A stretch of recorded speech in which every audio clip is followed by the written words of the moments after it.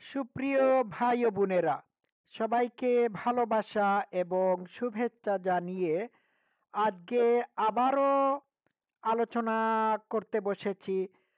আজকের আলোচ্য বিষয় হলো বাংলাদেশ কি সম্পূর্ণরূপে ব্যর্থ বা ফেইল রাষ্ট্রে পরিণত হয়েছে? উত্তর হচ্ছে ইয়েস। বাংলাদেশে এখন কোনো আইন শৃঙ্খলা নাই। শেখ হাসিনা দেশ ছাড়ার সাথে সাথেই গণভবন থেকে লুটপাট শুরু হয় এবং এই লুটপাট অদ্যাবধি সারা দেশব্যাপী চলতেছে। আচ্ছা, ঠিক আছে। আহ, বাংলাদেশ এখন সম্পূর্ণরূপে পুলিশ শূন্য। সারা বাংলাদেশে পুলিশদের উপর জামাত শিবিরের নেতা কর্মীরা যে নিপীড়ন নির্যাতন চালাচ্ছে, সেই নিপীড়ন নির্যাতনের কারণে পুলিশরা কর্মবিরতি ঘোষণা করেছে। রাজধানী পুলিশ শূন্য, সারা দেশ পুলিশ শূন্য। পুলিশদেরকে তারা নির্মমভাবে মেরে ফেলে দিয়ে গাছের ডালে কিংবা বড় খুঁটিতে ঝুলিয়ে রাখতেছে। এটা ভয়ঙ্কর। অনেক পুলিশরা বা পুলিশ অফিসাররা তাদের পরিবারকে গ্রামে গঞ্জে পাঠিয়ে দিয়েছেন। চিন্তা করা যায় পুলিশদের উপর তারা এত ক্ষেপলো কেন ভাই? পুলিশরা তো যে সরকার আসে সেই সরকারের নিয়মের বা হুকুমের তাবেদার। শেখ হাসিনার সময় যে পুলিশরা শেখ হাসিনার হুকুম পালন করেছে, আজকে যদি জামাত ক্ষমতায় যায় তাহলে তারা ঠিক একইভাবে জামাতের হুকুম পালন করবে। Is there job. তো একটা নিউজ আপনাদেরকে পড়ে শোনাই, তারপর আপনারা বুঝতে পারবেন। এই নিউজটা হচ্ছে RTVর নিউজ। শোনা যাক। 24 ঘন্টারও বেশি সময় রাজধানীর থানাগুলো পুলিশ শূন্য। রাস্তাঘাট উনি কি বললেন? 24 ঘন্টার বেশি সময় ধরে রাজধানীর সকল থানা পুলিশ শূন্য। সাদেকি পুলিশ শূন্য হয়েছে। একটা দেশ যদি পুলিশ শূন্য হয়ে যায় তাহলে বুঝতে হবে এই দেশ আর কোনো দেশ না। ঠিক আছে? এই দেখুন, শেখ হাসিনাকে দেশ থেকে বিতাড়িত করার পরিণতি কি দেখুন আপনারা। ঘাটে নেই কোনো ট্রাফিক পুলিশ। বিভিন্ন মোড়ে মোড়ে ট্রাফিকের দায়িত্ব পালন করছে ছাত্র জনতা। পুলিশ সদর দপ্তর থেকে শুরু করে ডিএমপি হেডকোয়ার্টারেও দেখা মেলেনি কোনো পুলিশ কর্মকর্তার। কেন পুলিশ কর্মকর্তাদের দেখা মিলবে? জামাত শিবিরের সন্ত্রাসীরা পুলিশদের উপর সন্ত্রাসী কার্য চালাচ্ছে। এই সন্ত্রাসী কার্যক্রম চালানোর কারণে আপনারা কি করে আশা করেন পুলিশরা তাদের দায়িত্ব পালন করবে? তারাও তো মানুষ। শোনা যাক। বিস্তারিত সুমন তানভীরের প্রতিবেদনে। তিলোত্তমা নগরী ঢাকা। ব্যস্ত এ শহরে 24 ঘন্টারও বেশি সময় ধরে নেই পুলিশের কোনো দেখা। দেখতে পাচ্ছেন 24 ঘন্টা ব্যাপী কোনো পুলিশের দেখা মিলছে না। আচ্ছা, গুরুত্বপূর্ণ সিগন্যালগুলোতে দায়িত্ব পালন করতে দেখা যায় ছাত্র জনতাকে। এরা ছাত্ররা দায়িত্ব পালন করতেছে। এটা কি মগের মুল্লুক? একটা দেশকে যদি ছোট ছোট বাচ্চারা চালায় তাহলে এই দেশে যে কোনো বুদ্ধিদীপ্ত মানুষ নাই তা একেবারে চোখের সামনে ধরা পড়ে যায়। বুঝতে পারলেন? আর একটু প্লে করি। রাজধানীর বিজয় সরণি। ছাত্র জনতার বিজয়ের পর পুলিশ শূন্য হয়ে যাওয়া রাজধানীর ব্যস্ততম। আর কি বলবো, এটাই দেখার বাকি ছিল। আচ্ছা, পুলিশের উপর যে নির্যাতন করা হচ্ছে আমি একটু পড়ে শোনাই। এই দেখুন, এই নিউজটা আমি কোথা থেকে নিয়েছি একটু পড়ে শোনাচ্ছি। আচ্ছা, পুলিশ অধস্তন কর্মচারী ব্যানারে অনির্দিষ্টকালের কর্মবিরতি ঘোষণা। আচ্ছা, এখানে কি বলা হয়েছে একটু ইনফরমেশন নিতে চাচ্ছি। এই দেখুন পুলিশ। হ্যাঁ, আচ্ছা, শেখ হাসিনার নেতৃত্বাধীন আওয়ামী লীগ সরকার পতনের পর থেকে আতঙ্কে ও জীবনের নিরাপত্তাহীনতায় ভুগছেন পুলিশ সদস্যরা। আমি পরবর্তী অংশটুকু পড়ছি নিউজের। তার আগে আমি এইখানে আরেকটা জিনিস অ্যাড করতেছি। সেটি হলো, শেখ হাসিনার নেতৃত্বাধীন আওয়ামী লীগ সরকার পতনের পর থেকে আতঙ্কে ও জীবনের নিরাপত্তাহীনতায় শুধু পুলিশ সদস্যরা ভুগছে না, বাংলাদেশের হিন্দু হিন্দু জনগোষ্ঠী আওয়ামী লীগের নেতাকর্মীরাও ও জীবন সমস্যায় ভুগতেছে। আচ্ছা, পরবর্তী অংশটুকু পড়ে শোনাই। গত কয়েকদিন সরকারের পতনের দাবিতে ছাত্র জনতা বলবো না, জামাত শিবিরের সঙ্গে পুলিশ ও আওয়ামী লীগের নেতাকর্মীদের সঙ্গে সংঘর্ষে আন্দোলনকারীদের পাশাপাশি অনেক পুলিশ সদস্য মারা গিয়েছেন।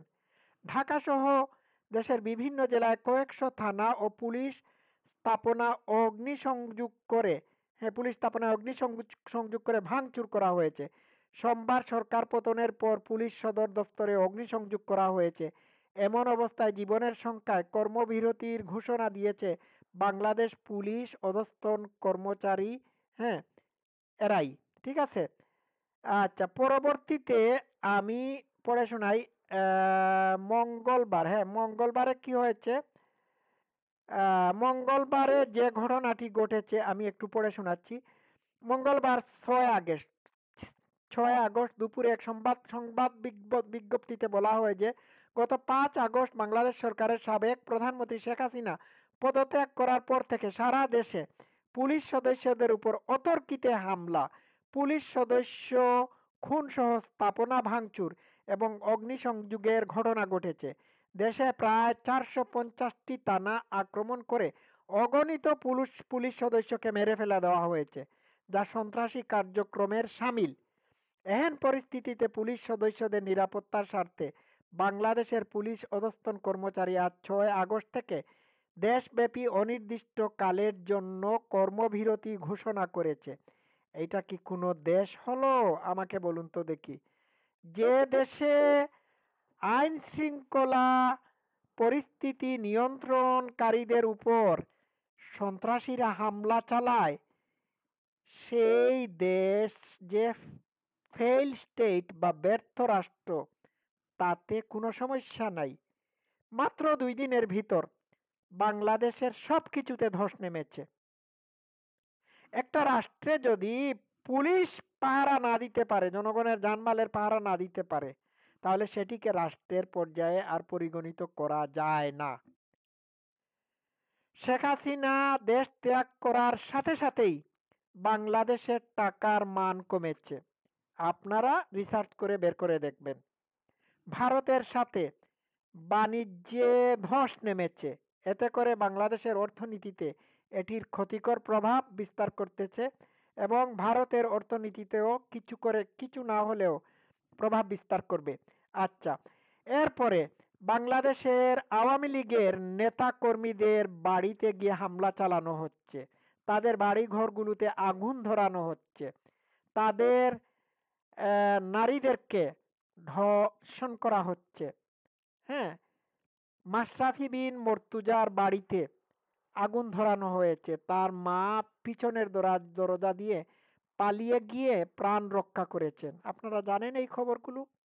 বাংলাদেশের প্রায় 1 কোটি হিন্দুরা ভারতের দিকে রওনা দিয়েছে।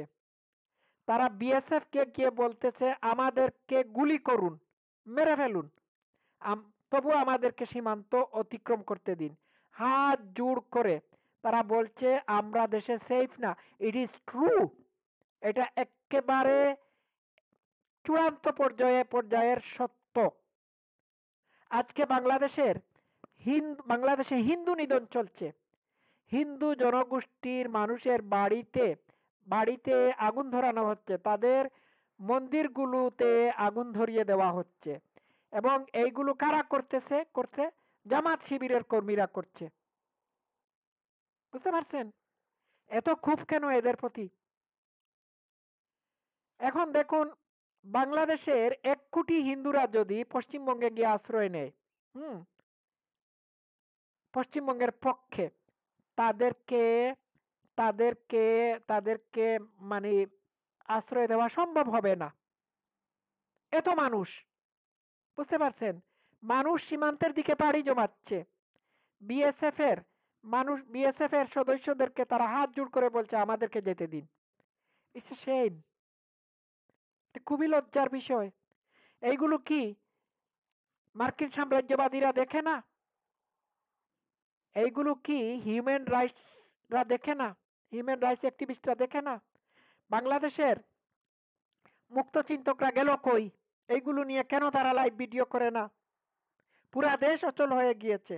এই দেশের শুধুমাত্র পুলিশ, আওয়ামী লীগের নেতাকর্মীরা যে নিরাপদ না এমনটি না, বাংলাদেশের হিন্দু, বুদ্ধিস্ট, খ্রিস্টিয়ান কেউ নিরাপদ না। পুরা দেশটাই একটা অনিরাপদ জঙ্গলে পরিণত হয়েছে। যে জঙ্গলে বাঘ, ভালুক, হিংস্র জন্তু, এইসব হিংস্র জন্তু জানোয়াররা, জামাত শিবিররূপী হিংস্র জন্তু জানোয়াররা মানুষের উপর যখন তখন হামলা চালাচ্ছে। বুঝতে পেরেছেন? এটা অত্যন্ত দুঃখজনক। পুলিশের উপর কোনো অবস্থাতেই হামলা চালানো যাবে না, কোনো অবস্থাতেই তাদের উপর রিভেঞ্জ নেওয়া চলবে না। কারণ তারা যে সরকার আসে তারা সেই সরকারের তাবেদার। হ্যাঁ, তারা তাদের জব পালন করে থাকে। এটা তাদের অপরাধ না। তাদেরকে কেউ যদি হুকুম দেয় কাউকে গুলি করার জন্য, এটা হুকুমদাতার অপরাধ, এটা তাদের অপরাধ না। ঠিক আছে? বুঝতে পারলেন? আর বাংলাদেশের হিন্দু জনগোষ্ঠী তোমাদের খুন বাড়াবাতে চাই দিল? হ্যাঁ, তারা তো শেখ হাসিনার সরকার চালায় নাই, চালাইছে? তাহলে এই সাধারণ হিন্দু জনগোষ্ঠীর বাড়িঘরে আগুন দিচ্ছ কেন? আমি সবার দৃষ্টি আকর্ষণ করছি, আপনারা এই ব্যাপারে সোচ্চার হন। আমার এই কথাগুলো সর্বত্র শেয়ার করে দিন, বা আমাদের বক্তব্য ভারত, বাংলাদেশ সহ পৃথিবীর যত দেশে বাংলা ভাষাভাষী মানুষ রয়েছে, হ্যাঁ, পৌঁছে দেন। আমি এই পুলিশের ধর্মঘটের বিষয়টি বাংলা ট্রিবিউন রিপোর্ট থেকে নিয়েছি। তো আজকে এইটুকুই আপডেট দিলাম। এখন শুধুমাত্র বাংলাদেশের পরিস্থিতি নিয়ে কথাবার্তা বলবো। এখন ইসলাম, হিন্দু ধর্ম, খ্রিস্টান ধর্ম বা অন্যান্য ধর্ম নিয়ে আলোচনা আপাতত করছি না। আপনারা আমাদের সাথে থাকুন, আমরা থামব না। আমরা জামাত শিবির নামক অপশক্তিকে রুখে দেওয়ার জন্য কথা বলে যাবই। ঠিক আছে? সবাই ভালো থাকবেন।